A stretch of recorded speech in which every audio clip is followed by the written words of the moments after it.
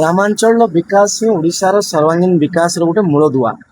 ଯଦି ଗାଁରେ ବିକାଶ ପହଞ୍ଚିବ, ଗାଁରେ ଅର୍ଥ ସିଧାସଳଖ ପହଞ୍ଚିବ, ତାହେଲେ ଗାଁର ଉନ୍ନତି ହେବ। ତେଣୁ ଏହି ପରିକଳ୍ପନା ନେଇକି କେନ୍ଦ୍ରରେ ନରେନ୍ଦ୍ର ମୋଦିଙ୍କର ସରକାର ପ୍ରଥମ ଥର ପାଇଁ କେନ୍ଦ୍ରୀୟ ଫାଇନାନ୍ସ କମିଶନ ବା କେନ୍ଦ୍ରୀୟ ଅର୍ଥ ଆୟୋଗ ବନେଇଥିଲେ, ଯାହାଦ୍ୱାରା CFC ଆଉ SFCର ଇଣ୍ଟ୍ରୋଡ୍ୟୁସ୍ ହେଲା ଏବଂ CFC SFC ଇଣ୍ଟ୍ରୋଡ୍ୟୁସ୍ ହେବା ଦ୍ୱାରା ସିଧାସଳଖ ଗ୍ରାମ ପଞ୍ଚାୟତକୁ ଟଙ୍କା ଗଲା। ତେଣୁ ଏବେ CFC ଆଉ SFCର 16 ମାନେ 16 ଫାଇନାନ୍ସ କମିଶନ ଲଞ୍ଚ ହେଉଛି। ସେ ତାଙ୍କ ରିପୋର୍ଟ ଦେଇଛନ୍ତି। ରିପୋର୍ଟ ଦେଲା ପରେ ଆଲୋକେସନ୍ ଆସିଛି। ତ ସେ ଆଲୋକେସନ୍ର ପ୍ରିମିନାରୀ ରିପୋର୍ଟ ଆମେ ଯାହା ଦେଖୁଛେ कि जेतिकी अर्थ गोटे 5000 संख्या विशिष्ट जीपी पाउला पाखापाखि 1.5 गुणा बढ़ी अर्थ।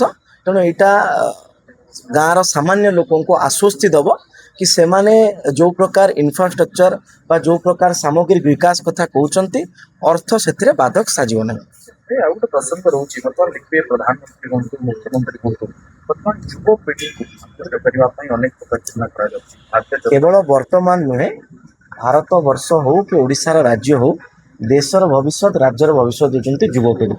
तेणु युवपीढ़ी सठिक रास्तार चलवार दायित्व जी अभिभावक मानकर अच्छी से सामाजिक दायित्व भी आम मानकर अच्छी और राजनीतिक दायित्व भी अच्छी। तेणु सरकार तांको जगह तांको काम करुछंती।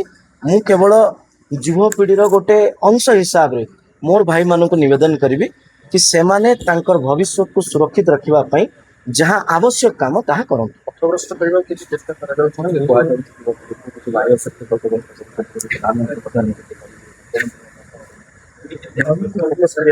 देखु युवक माने होचंती वास्तविक आसंता काली भारत वर्ष निर्माणर विश्वकर्मा।